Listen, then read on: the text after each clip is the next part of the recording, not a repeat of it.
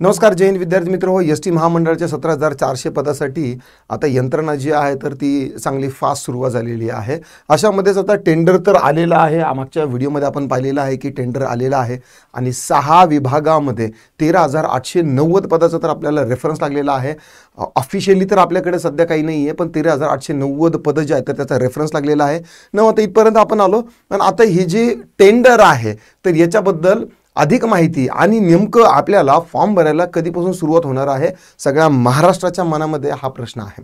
आजच्या या व्हिडिओमध्ये टेंडर तर येऊन गेलेला आहे, पण मग अशी कुठली डेट समोर येते की ज्या डेटला कदाचित आपल्याला फॉर्म भरण्यासाठी सुरुवात होऊ शकते किंवा अधिक हालचाली ज्या आहेत तर त्या तीव्र होतील.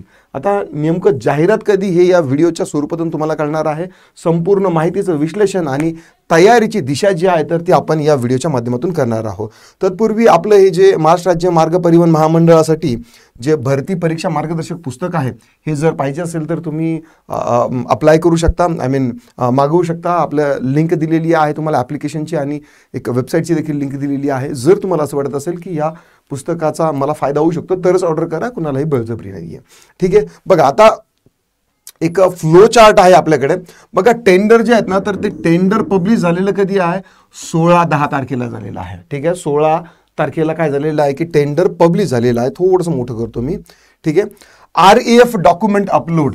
आपल्याला हे जे टेंडर आहे, ज्या एजन्सी जे ठेकेदार असतील, कॉन्ट्रॅक्टर असतील, महाटेंडर या वेबसाईटवरती जाऊन त्यांनी काय केलेलं आहे की ॲप्लिकेशन जे आहे तर त्या या पद्धतीने फुलफिल केलेलं आहे. ठीक आहे. तर त्याची जी तारीख जी आलेली आहे ना तर ती 16 तारखेपासूनच होती. ठीक आहे. Last date of submission pre बिड.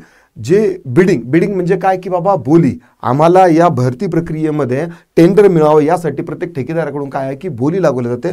तर बोली जी आहे तर ती सबमिट करायची असेल ॲज अ ठेकेदार, मला जर समजा या भरती प्रक्रियेत जर समजा मला प्रवेश घ्यायचा असेल तर माझ्यासाठी फक्त किती 30 तारीख असणार आहे.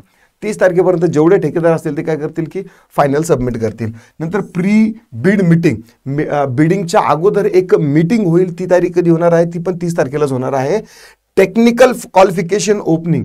मी ठेकेदार म्हणून या बीडमध्ये जर मी समजा सहभाग घेतला तर माझं टेक्निकल ॲस्पेक्ट जे आहे तर ते आहे की नाही, की उगाच मी काही गावगुंड माझ्याकडे उगाच पैसा आलेला आहे आणि मी टेंडर भरलं का वस्तू वगैरे मी म्हणा, किंवा आता वस्तूच म्हणावं लागणार आहे कारण की टेंडर या अगोदर जे आहे तर ते वस्तूंचं यायचं, पण आता पोरांचंही आलं म्हणजे पोरंही दुसरं तिसरं काही नसून वस्तू झालेल्या, माणसं नाही त्या वस्तू झालेल्या आहेत या शासनासाठी आणि ठेकेदारासाठी.